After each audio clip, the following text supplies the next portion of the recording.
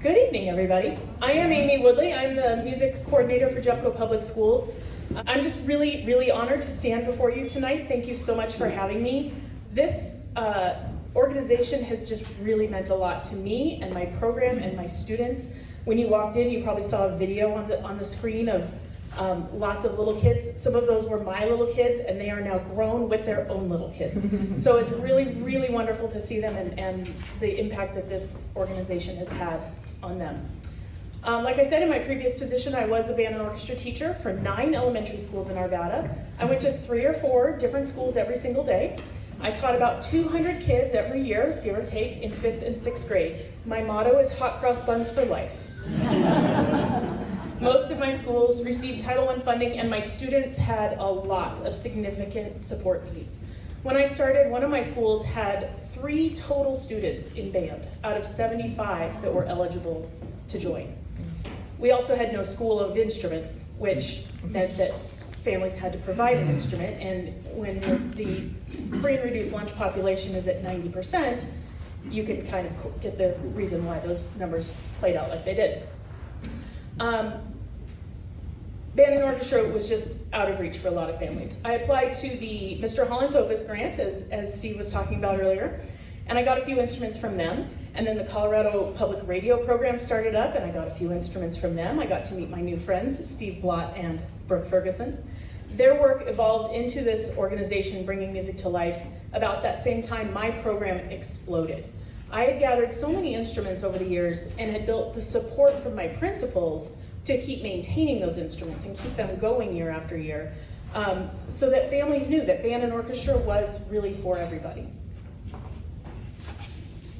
When I started teaching, students wouldn't even take the flyer home. They wouldn't go home to their family and say, I want to be in the band, I want to be in the orchestra, because they knew the answer was going to be, it's too expensive. They didn't even want to ask.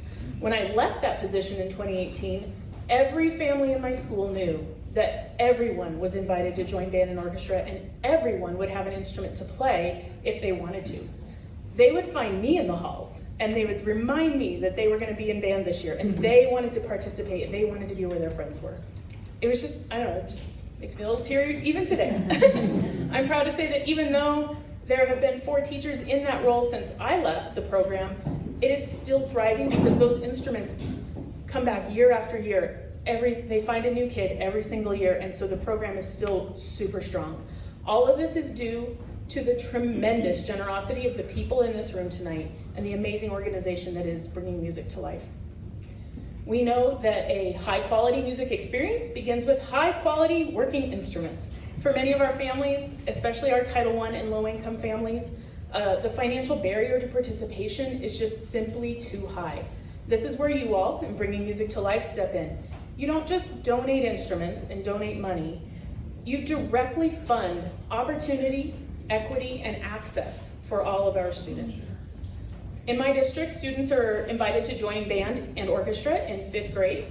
We are a very large school district with a lot of diverse needs, and many of our schools across the district have received instruments and funding from this organization. When you donate to bringing music to life, you ensure that a student's financial situation isn't going to dictate their potential. As Brooke alluded to, finding that one thing that can really just make a difference. My grandpa's cornet, it was the, what do you want to play in band? Everybody, and I'd said to my mom, I'd like to play in band, and she said, well, Grandpa has a cornet, that's what you're playing. Like, well, that's what I'm playing. Okay. Worked out okay.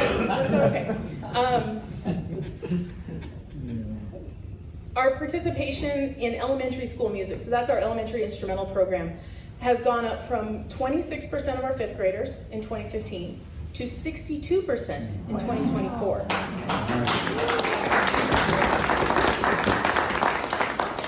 And we know the data from this year is going to be even higher, and a lot of that is due to the work of this organization. We're scrappy people. We can get a lot of things done when we have just a couple of instruments.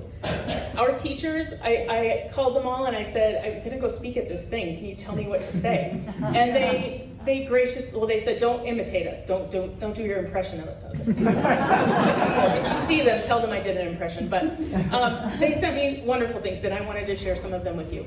From Jacob Redding at Foster Dual Language, he's the band teacher there. That Foster was one of my original schools. He said, bringing music to life has been a lifesaver for my program. The instruments provided ensure that every student receives the instrument they want to play. This has led students to being happier, more successful, and more excited in band and orchestra. And that idea of want to play is really important. When I was growing that program, I'd have students choose, pick your first, second, and third choice instrument. And sometimes I'd even been like, well, but what about a fourth choice? What if you had to do fourth? And when I left, it was like, no, everybody could play their first choice instrument. We have enough of everything so that you can be on the thing that you are going to be successful at and that you want to play. So it's a big deal. From Andrew Cogswell at Alameda International, without them, hundreds of students would have never had the opportunity to learn an instrument. Bringing music to life changes lives. The availability of those quality instruments already and also directly fueling the growth and the success of our students that our teachers are seeing in their classroom as well. Ruth Ann Coy is the orchestra teacher at Drake Middle School, and she said, these instruments allowed us to include students who otherwise would not have been able to participate due to financial barriers. The support has helped our program grow not only in numbers, but also in enthusiasm, accessibility, and student confidence. We're proud to share that our orchestra has been invited to perform at the National ASTA Orchestra Festival, a truly high honor for a middle school program.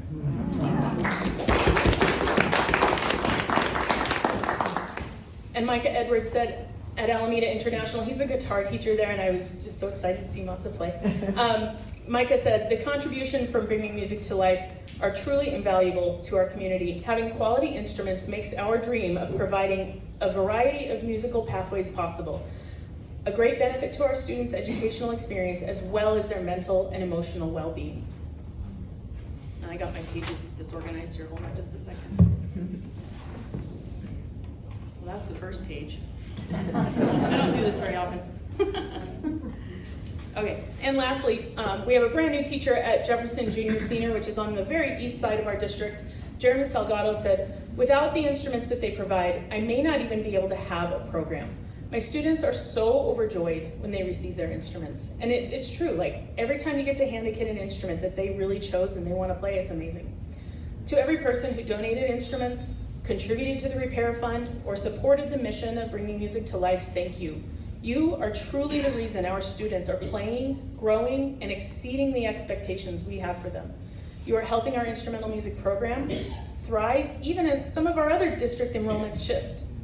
You are truly bringing music to life in JeffCo Public Schools every single day. Thank you for being our partners in this essential work. Thank you.